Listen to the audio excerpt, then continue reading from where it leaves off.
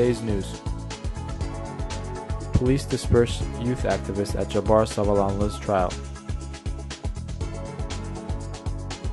Protest meeting in Ardahan.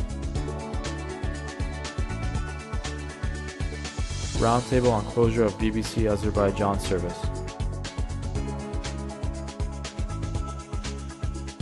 Systematic violation of Muslim rights.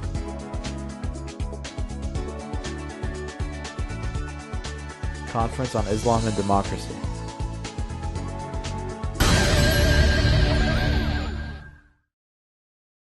Police dispersed youth activists at Jabbar Savalanlı's trial. Today, the Sumgayit Appeals Court held a closed hearing on the appeal against Sumgayit City Court decision, which Azerbaijan Popular Front Party youth member Jabbar Savalanlı was sentenced to pretrial detention. The appeal was refused. In front of the court, the youth activists began to sing the national anthem of Azerbaijan. In response, police officers stopped the youths and detained more than 100 Azerbaijan Popular Front Party activists, as well as a few of Savalanlı's relatives. The police also assaulted journalist Elchin Hasanov and Objective TV and Turan Information Agency employee Rasim Aliyev. They were forced to get on the bus, which also held the Azerbaijan Popular Front Party youth members. Rasim Aliyev was set free on the orders of a high-ranking police officer named Azer. However, he later faced pressure from other officers. His video camera was seized. After a second intervention by Azer, his camera was returned. Jabbar Savalanlı was arrested on February 5th in front of his apartment building. He is being charged with possession of narcotics. Sumgayit City Court sentenced him to 2 months of pretrial detention. Local human rights organizations believe that the arrest was political and that Savalanlı was punished for his opinions that are critical to the ruling party.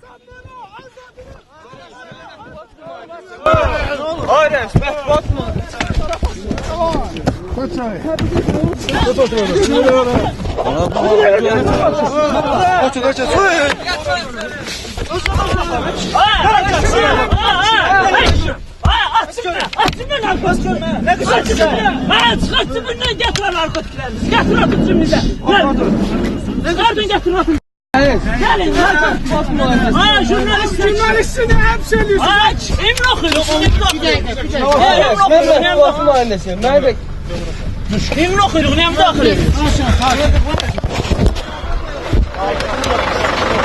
Kameranın yerinde değil. Yo normal. Ölçeci.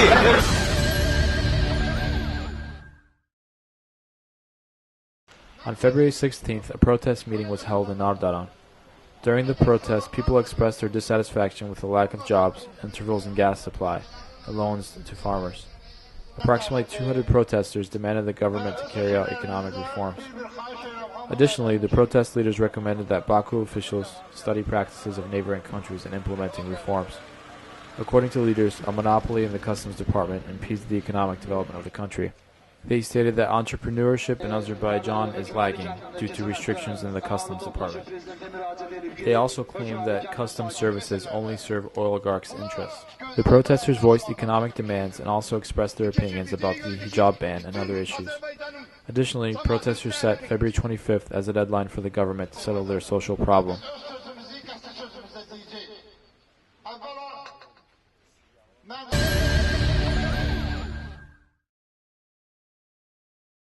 Roundtable on closure of BBC Azerbaijan service. Today, a roundtable on the closing of the BBC Azerbaijan service was held in the Media Center with the participation of journalists, civil society organizations, and youth activists.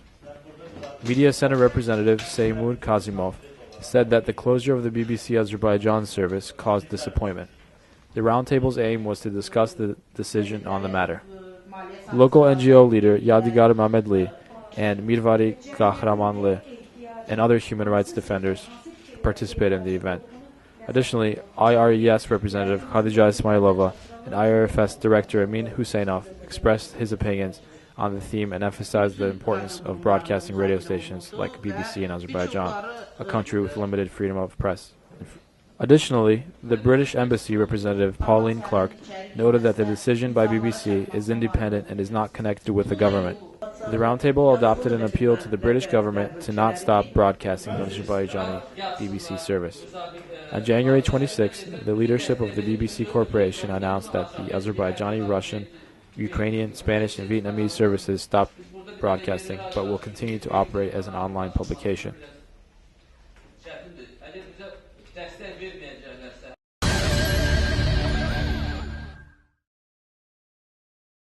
Systematic violation on Muslim rights. Freedom of conscience in Azerbaijan has reached a low point, said Ilgar Ibrahimoglu.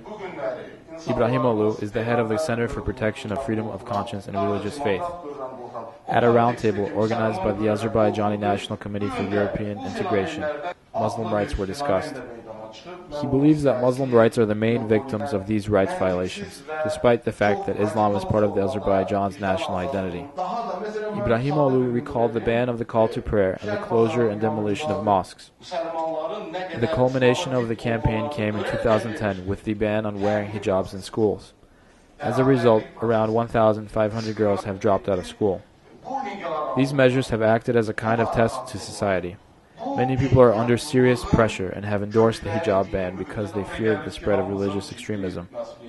However, it soon became clear that the attack on freedom of conscience was just one part of a larger attack on democratic freedoms, and therefore many rallied to defend the freedom of religion, said Ibrahimoglu. The co-founder of civil movement Republican Alternative, Ilgar Mammadov, believes that historically Islam has hindered the development of science and the arts in Muslim countries. Participants noted the necessity of strengthening secular society in Azerbaijan and restricting the influence of religion on education and the state. They cited the case of the southern regions, where religious traditions are very strong. There are only 16% of girls who go to university, compared to 64% in the north. All participants agree that different attitudes to the hijab should not cause conflict, and that problems should be resolved through democratic processes.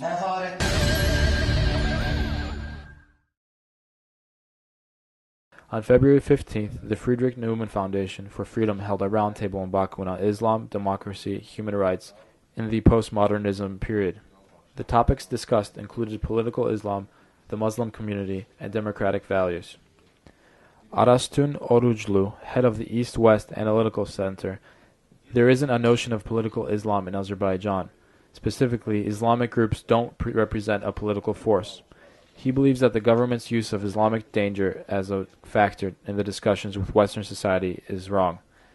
The Islam factor is no longer a concern for the U.S., said Oruclu. According to Ilgar Ibrahimoglu, head of the Center for Protection of Freedom of Conscience and Religious Faith, Islam has been out of political framework in Azerbaijan since 2003. The religious followers, who were not indifferent to the developments, began to express their political opinion more actively.